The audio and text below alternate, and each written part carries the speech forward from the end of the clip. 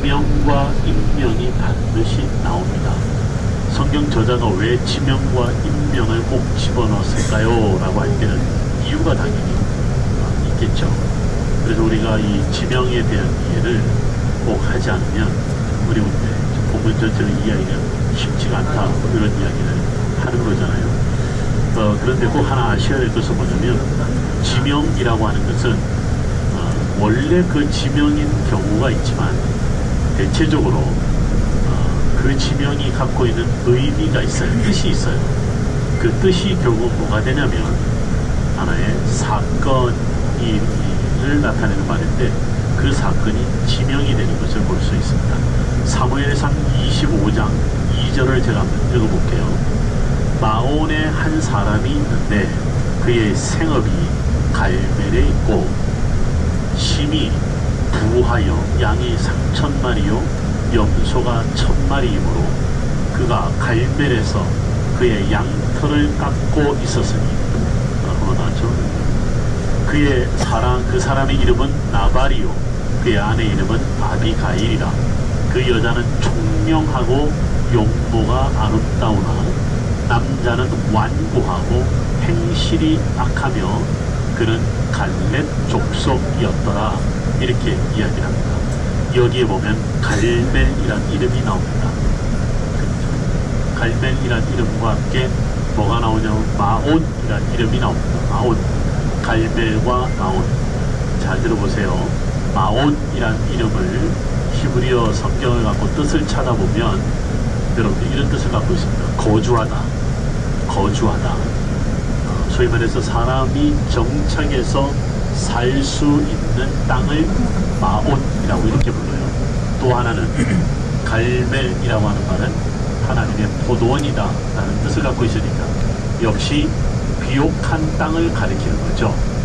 그래서 성경은 뭐라고 그러냐면 마온에 한 사람이 있는데 그의 생업이 갈멜이 있고 그래서 그는 힘이 부하다, 이렇게 말하는 거예요. 그래서 히브리 원문은 원래 동사로 다 나오죠. 그러니까 아까 말했던 마온에 한 사람이 있다, 한 문장. 그의 생업이 갈멜이 있다, 한 문장. 그래서 힘이 부하다, 이렇게도 보니. 그래서 힘이 부하다 보니 그에게는 양이 3,000마리요 염소가 1,000마리요 뭐 이렇게 나가는 거죠. 지명이 바로 이 사람의 당시 사회적 환경을 알려주는 아주 중요한 핵심의 뜻을 갖고 있다, 이렇게 볼 수가 있는 거죠.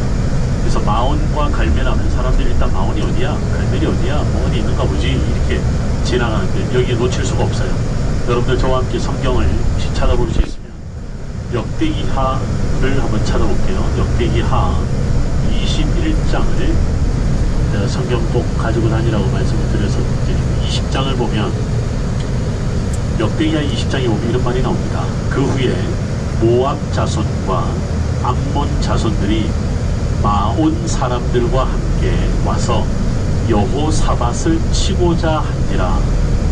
어떤 사람이 여호사밧에게 전하여 이르되 큰 무리가 바다 저쪽 아람에서 왕을 치러 오는데 이제 하사손 다말 곧 엔게디에 있나이다 하니, 이렇게 나옵니다. 여러분들 생각엔 여기서 말하는 바다 저쪽이라고 할 때 바다가 어느 바다일까요? 우리가 1절 2절에 지명을 한번 보는 거예요. 모압과 암몬이 나오죠. 마온이 나오죠.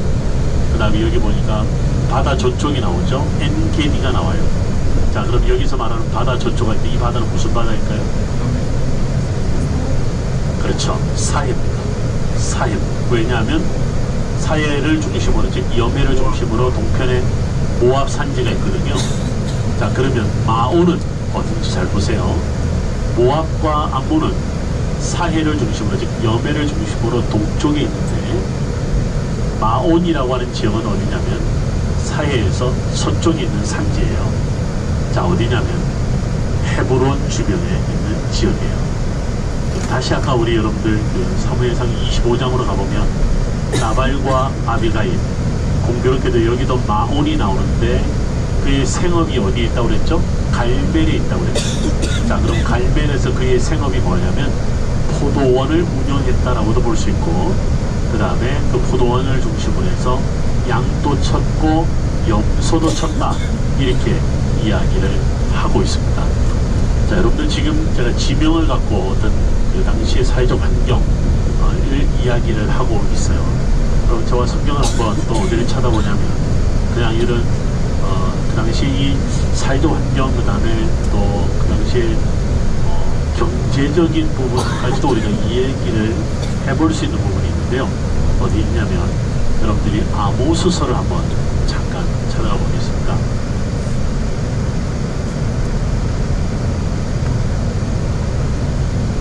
아모스 1장에 보면 이 아모스라는 사람의 직업이 뭐라고 나오죠? 드고아의 목자 이렇게 나옵니다. 아모스 1장 1절 드고아 목자 이렇게 나옵니다. 그 다음에 2절에 보면 예루살렘에서부터 소리를 내시리니 목자의 초장이 마르고, 그 다음에 뭐라고 나와요? 갈멜 산 꼭대기가 마르리로다 이렇게 나오죠. 자, 흥미로운 이야기가 나옵니다. 자, 여기서 이제 이 갈멜은 남쪽에 있는 헤브론 주변의 갈멜인지 우리가 있는 이곳 갈멜인지를 우리가 한번 생각을 해볼 수가 있고요. 그 다음에 여기에 아모스 9장을 한번 가보면 아모스 9장에서 역시 이 아모스가 어떠한 사람인지를 잘 보여주는 장면이 나오는데 제가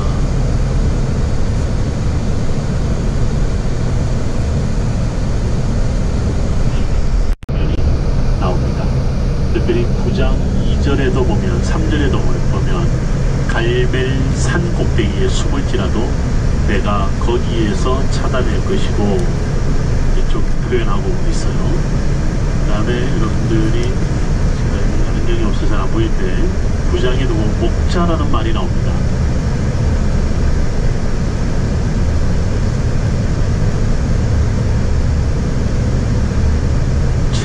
목자라는 말이 나오고요. 제가 이제 무슨 이야기를 여러분들한테 하고 싶냐면 우리 성경에는 목자라는 말을 그냥 우리말로만 다 목자를 해놨습니다만 히브리어 원문은 목자에 대한 히브리어가 좀 다릅니다. 예를 들면 이런 거죠. 아모스에게 목자라는 이름이 세 종류로 사용이 되더라고요. 히브리어를 잘 보면. 근데 일반적으로 목자 그러면 뭐 여호와는 나의 목자시니 그럴 때 로에라고 하는 말을 써요. 로에라는 말을 쓰는데 가끔 목자를 이렇게도 표현합니다. 보케르라는 말을 씁니다. 보케르라는 말은 오늘날 현대 히브리어에서는 아침이라는 뜻을 사용해요. 보케르. 그런데 이 보케르라는 말의 원래는 뜻이 1차적 의미가 무슨 뜻이냐면 소라는 뜻이에요.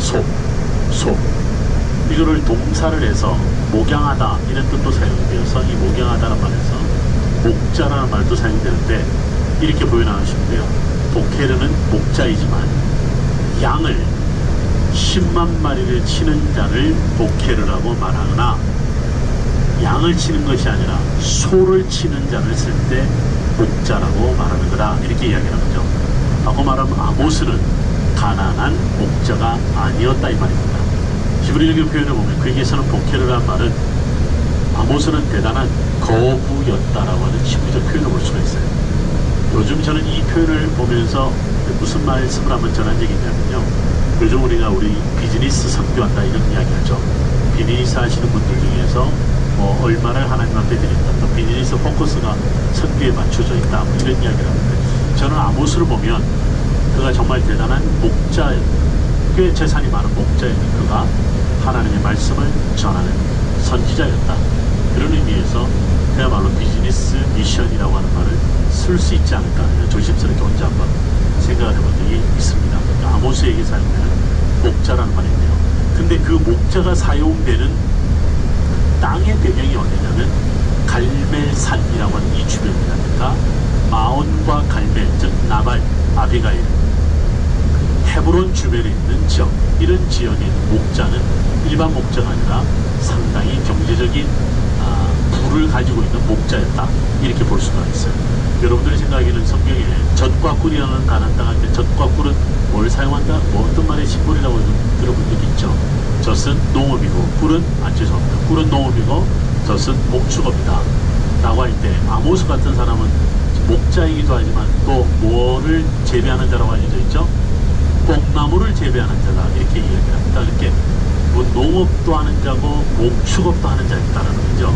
그런 부분에 보면 그 당시에 유다 산지 쪽에 특히 헤브론 주변 지역에서 이 아모스는 상당히 경제적 여유가 있고 그럼에도 불구하고 그 부르심에 순종하여서 북이스라엘 땅에 와서 복음을 전했던 선지자였었다라고 우리가 생각을 해볼 수 있습니다.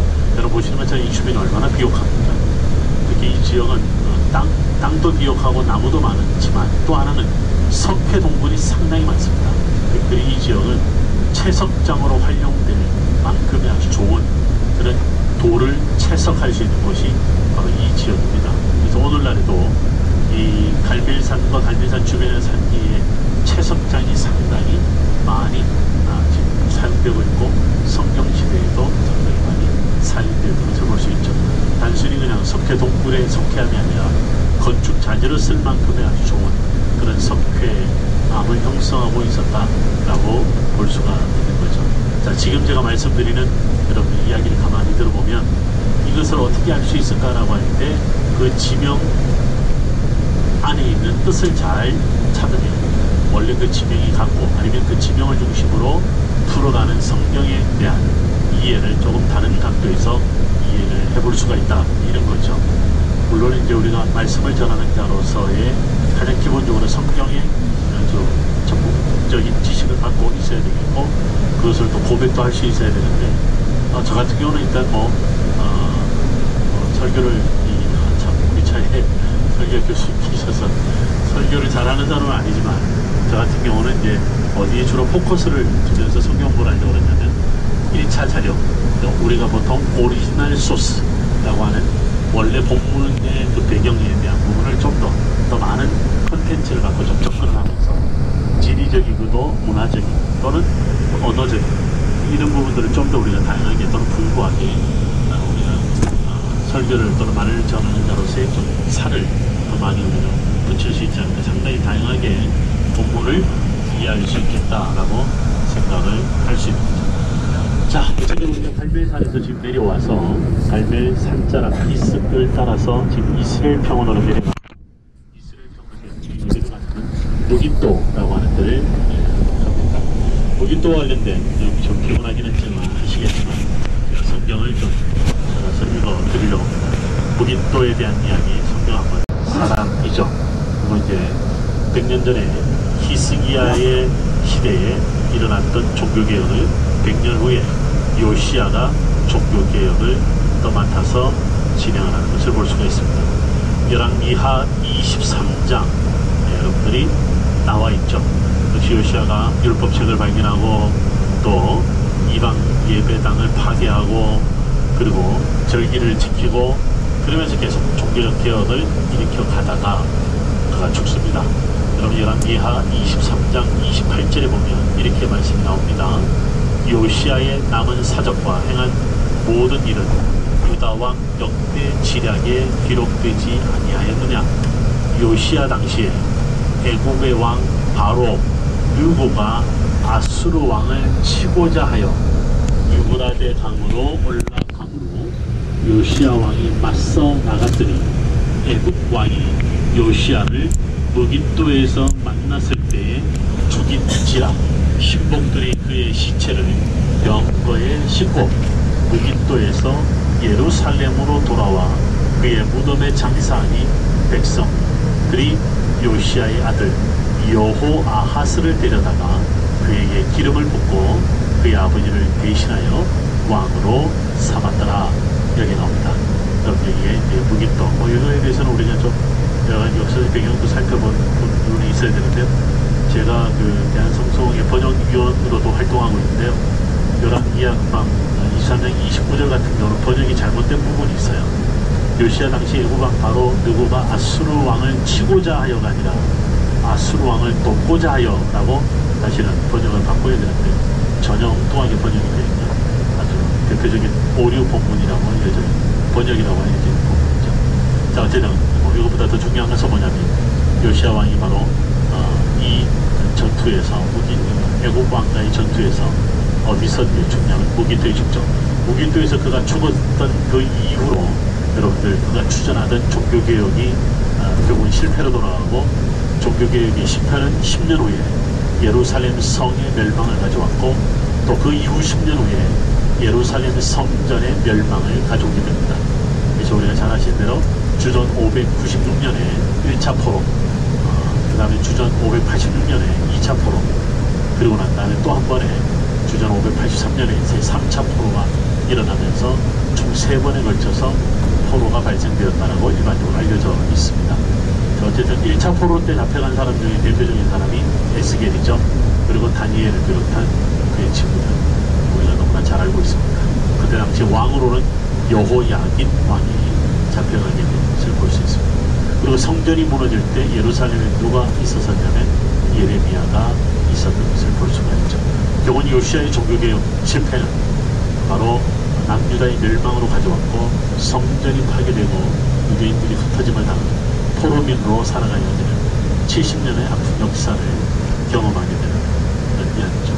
종교개혁을 일으켰을 때는 끝까지 밀고 나갔었어야 되는 요시아의 죽음은 그랬다는 거죠. 바로 이곳에서 무기또라는 말이 등장을 하고 있습니다. 우리가 또 하나 여러분들 너무나 잘 아는 것은 요한계시록이죠. 요한계시록의 21장인가요? 21장이죠.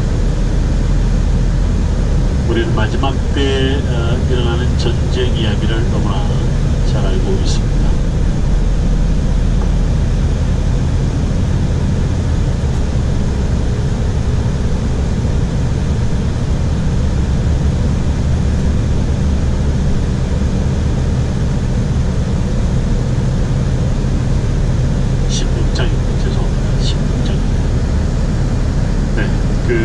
요한계시록 16장에 보면 15절부터 읽으면 보라 내가 도둑같이 오리니 누구든지 깨어 자기 옷을 직접 벌거벗고 다니지 아니하며 자기의 부끄러움을 보이지 아니하는 자는 복이 있도다.